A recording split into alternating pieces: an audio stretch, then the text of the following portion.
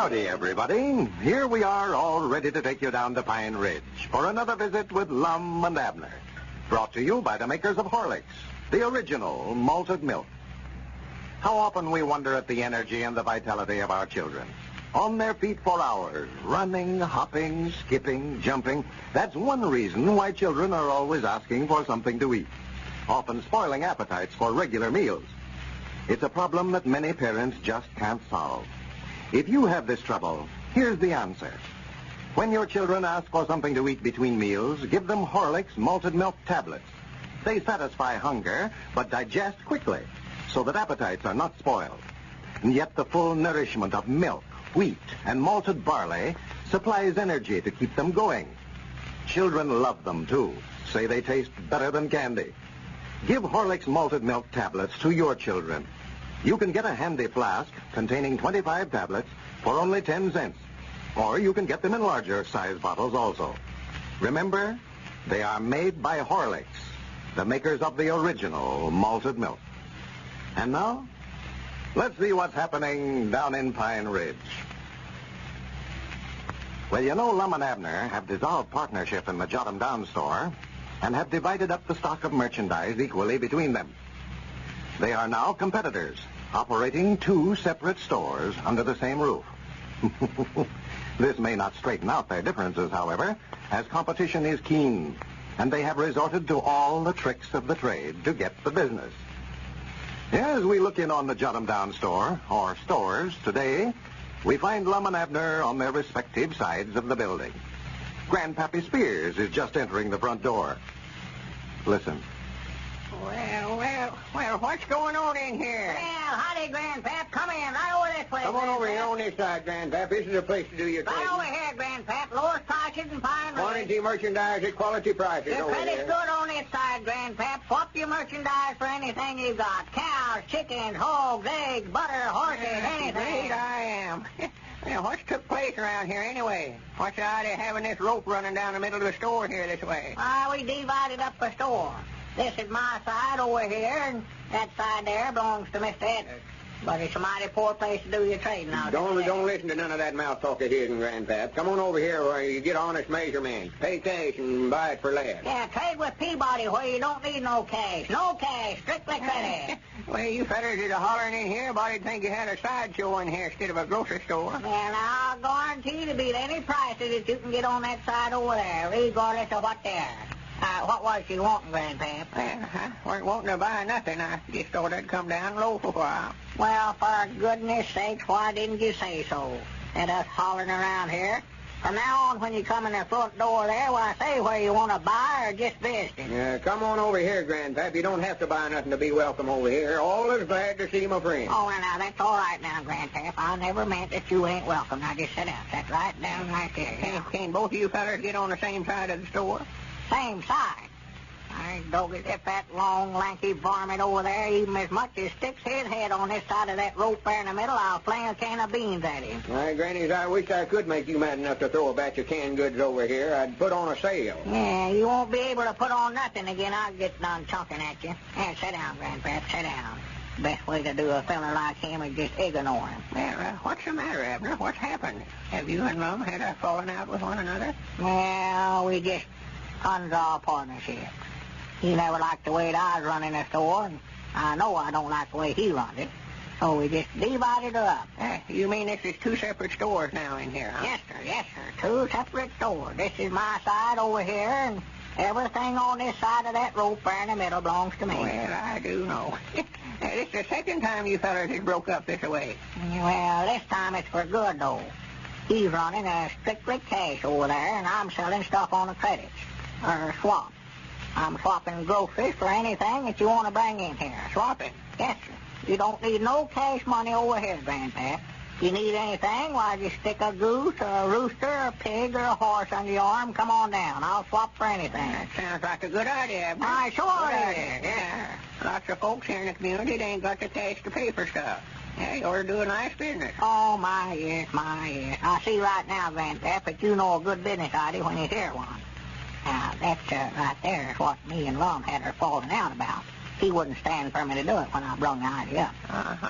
Well, I'm sort of shot in his ways. No, and he makes me so mad sometimes I can't hardly stand myself. Yeah, what you aiming on doing with all this stuff you're swapping for, though? Oh, well, I've got a pen built out back of the store there where I'm going to keep it. I've already got 3 pigs and 8 guineas out there, besides 30-some-odd chickens. Now, that's what I want worse than anything else is chickens. Now, there's money in them, Grandpap. They're fortunate. I was just thinking, Abner, I've got a bunch of rabbits over there at the place that I might swap you if you can use them. Rabbits. Why, sure I can use them. Yeah, bring them down. I'll swap for them. Yes, sir, I've got a big dry goods box out there in back. It'll be the very place for them. Well, they're fine rabbits. Pure-blooded Belgium hares. Well, I don't care where they're from, just so they're rabbits. It's what's left from that pair I got my little grandson when he visited here last summer, you know. Yeah, I recollect when him and your daughter was here. Yeah, of course, we've sold off some of them, but I think there's still close to 20 left. Uh-huh. Well, come on out back, Grandpap. I want to show you what kind of place I got rigged up back here. We can just go through the feed room. Well, come in. Well, right over this way. Cheapest price in Pine Ridge. Howdy, Dick. Come in, Dick. I'll be back directly, Dick. Well, what's happening there anyway? Don't look like the same place. Yeah, we've changed it all up, Dick. See, this is 2 stores now. Yeah, Cedric was telling me something about it this morning, Lum. Dick, Abner, or Mr. Peabody, had his ideas on how things ought to be run, and I had mine, so we just made 2 stores out of it. This is mine over here, and I can run it to suit myself for. Oh, fun to goodness. If you fellas ain't a sight, Lum. You're worse than a couple of children. Well, it just looked like the only thing to do, Dick. Abner wanted to start that swap idea, and I just wouldn't stand for it. Why, we'd have been bankrupted in no time, swapping good merchandise for a bunch of old cows and chickens and one thing and another. Well, this is the limit. What's the rope for, then? No, that divides up the store. Everything on this side of the rope's mine. Well, you've got the advantage there, haven't you, Lum? The telephone's on your side of the post there in the middle, ain't it? Yeah, I thought of that first, but this morning Abner got Ezra Seastrunk to come over and put him one on the other side of the post there. Oh, yeah, 2 telephones, huh? Yeah. Anytime anybody rings the Got 'em Down store, both phones ring. I'm afraid that's going to cause some trouble. Oh, fun to goodness. Well, now, Lum, this is not going to work. You fellas can't run 2 stores here in the same room. Well, we can't divide up the building. Now, I know I ain't going to move out, and he's too stubborn to. Well, now, Lum, you fellas tried this once before, and it never worked out. Why don't you talk to Abner and see if you can't get him to listen to reason? Now, I ain't speaking to Mr. Peabody. If there's any talking did, he can just come over and apologize and do the talking himself. Oh, well, Lum, it's just a shame. You fellas have been the best of friends for years. I hate to see you let some little old thing like this come between you. Yeah. Me and him has been partners for a long time. Why, sure. But we'll never be again, I'll tell you that right now. Why, you'd be lost without one another. Well, of course, we're right here in the same building, so we see one another all day. Granny, if there's another vacant building in town, I'd sure move into it, though. Yeah, but now, Lum, remember, Abner's always sort of looked up to you.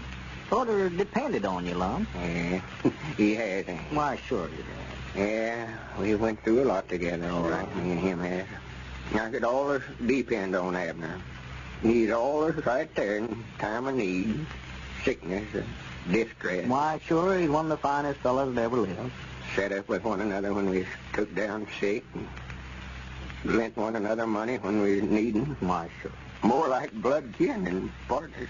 That is, we was, but if he thinks he can run over me just 'cause he's president, he's got another thinker coming. I'll show him where to get off at. I'll run him out of business, that's what I'll do. He's already started cutting prices. He has? Why, yeah, selling stuff way below cost. Granny, I'm going to give him enough of that so I can cut just as low as he can. Yeah, well, now, Lum, you fellas start a price war over here, now it's going to hurt my business. I can't make any money with you fellas over here giving stuff away. That's right, ain't it? Why, sure, don't do that. But I can't just sit back and let him get all the business. He's did 4 times as much as me today. That swapping business of his. Wait a minute. Here he comes now, him and Grandpa. Yeah, look at him. Acts like he owns the whole store. Well, Dick, I can see you ain't very particular who you associate with. What'd you say? You heard what I said. I told Dick you weren't particular who you associated with. Well, what about yourself? Excuse me, Grandpap, I never aimed to say that. Come on over here, Dick, and I'll show you how a real store's run. Come on over here. Yeah, well, I want to talk to you, Abner. I'll be over here in a minute. Wait a minute, I'll answer the phone myself, Abner. No, you don't. No, you don't. I'll answer it myself. Hello? Got him down, store. Lum Edward's talking. Oh. What was it you want, Miss Lunsford? Well, I've got the best flour in town. 48-pound sack for $1.15. I'll sell you the same thing for $1. I'll make it 90 cents, I guess. 80 cents, 70 cents. Wait a minute, you're cutting your own price there. 60 cents, Miss Lunsford. 50 cents. 40 cents. 30 cents. Well, the citizens of Pine Ridge are certainly benefiting by Lum and Abner's quarrel. Ladies and gentlemen, in the following scene, we see that Ted Martin is calling on his unfortunate friend, Bill Gale, who's been down with a touch of the flu. Let's listen. Well, if it isn't old Jim himself. Hello, Bill. How's the patient? Not so hot, Ted. Still plenty wobbly. Say, how's Gene and the kids and old Tom and the office and... Hey, one at a time, old man. What do you think I am? Oh, you know how it is. Don't see much of the gang sitting here all day. Well, that's just what I came up to see you about. Bill, things aren't going so well at the office. The boss... Oh, you don't have to explain. I know. I think it's time I was getting back on the job. Well, it's been nearly 2 weeks, old man. George Green was down with the flu since you left, and he's been back at his desk for 3 days. Now, I've got a suggestion. No, gee, what's the use? I've tried them all, Bill, and I don't get the slightest bit stronger. Well, don't tell me you've tried Horlick's malted milk. Horlicks? Why, that's what Elner gives to the youngsters. But you wouldn't want Well, me. that's just what I would want. There's nothing like Horlicks to pick you up after the flu. You mean make me stronger? That's it. Horlicks, is one of the most nourishing foods you can take. Builds up your strength and puts you back on your feet. That's why they give it to folks after illness. Say, that's queer. I knew it was swell for the kids, but me? Well, I'll be darned. Hey, Eleanor, fix me up a glass of Horlicks, quick. And put one alongside for Ted. Attaboy, Bill. Oh, boy. Maybe I'll get back to work this week, huh? Well, Ted certainly earned his glass of Horlicks, tipping off Bill that way. You know, there's really nothing like Horlicks for building up strength after illness. That's because it is so rich in nourishment, so easy to digest. If you're feeling run down, try the Horlicks malted milk method yourself. You can get it at your drugstore in either natural or chocolate flavor. This is Carlton Brickert, speaking for Lum and Abner and Horlicks, who now bid you all good night and good health.